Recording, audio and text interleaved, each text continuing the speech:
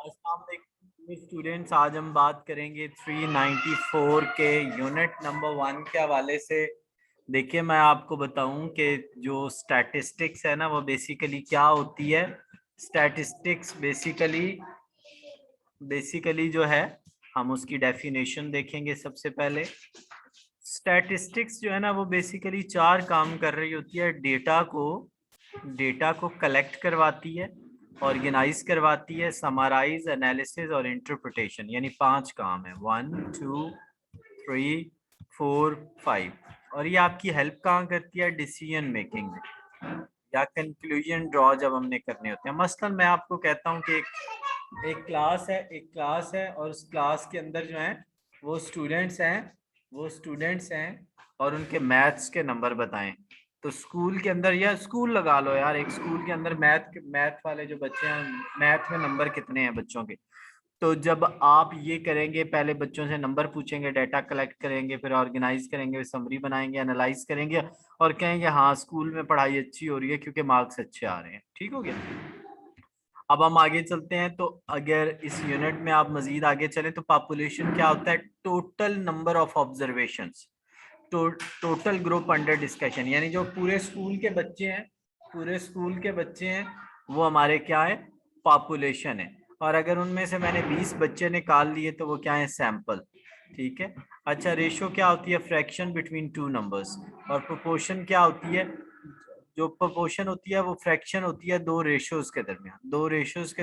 अगर दो रेशियोज को इकट्ठा करें तो प्रोपोर्शन बन जाता है, और दो नंबर्स को इकट्ठा करें यानी तो वो हमारा रेशियो बन जाती है, और दो रेशियोज को तो प्रोपोर्शन बन जाती है। पैरामीटर, जब आप इंटायर पॉपुलेशन पे कोई कैलकुलेशन करेंगे, जैसे पॉपुलेशन का मीन निकालेंगे या पॉपुलेशन का वेरिएंस निकालेंगे, तो वो पैरामीटर्स होते हैं।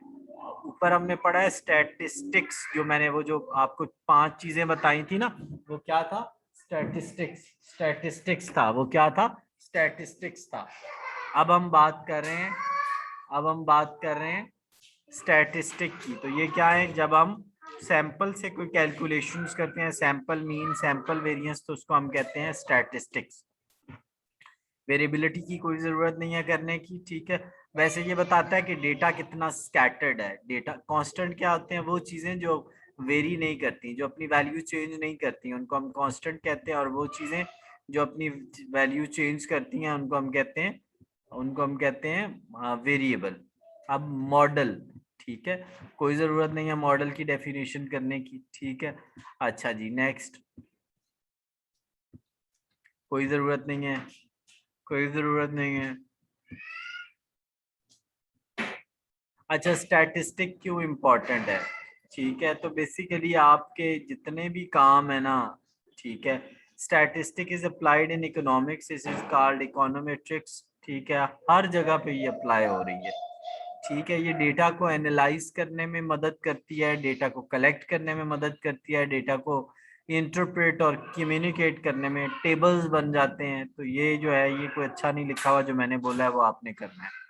ठीक है। अच्छा जी, उसके अलावा देखें, प्लांट साइंस कोई नहीं, ये भी नहीं करना आपने। वेरिएबल ऑलरेडी मैं आपको करवा चुका हूँ। वेरिएबल दो तरह के होते हैं, रैंडम क्वालिटेटिव वेरिएबल और क्वांटिटेटिव।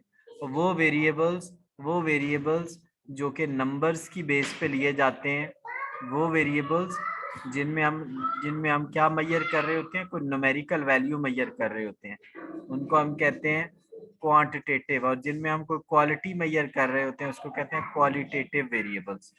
ठीक हो गया। अच्छा जी, ये जो क्वांटिटेटिव होते हैं, ये दो तरह के होते हैं। एक होते हैं कॉन्टिन्यूस और एक होते हैं डिस्क्रीट। जो एक कंप्लीट नंबर होता है उसको हम कहते हैं डिस्क्रीट वेरिएबल, और जो एक कंप्लीट नंबर नहीं होता, यानी दो पॉइंट्स के दरमियान कोई एनी वैल्यू, लाइक 6 और 7, एक 6 इंच से लेकर 7 इंच तक जितनी वैल्यूज होंगी, वो क्या हो सकती है? 6.1, 6.2, 6.3।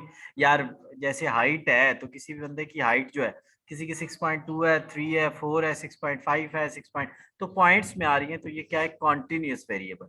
लेकिन अगर मैं कहूँ एक क्लास में स्टूडेंट्स, तो आप अगर मुझे कहें जी इस क्लास में जो है वो 6.5 स्टूडेंट है, तो ये पॉसिबल नहीं है ना, या तो वो क्या होगा, डिस्क्रीट, डिस्क्रीट यानी पूरा स्टूडेंट मौजूद होगा ना, या तो होगा या नहीं होगा।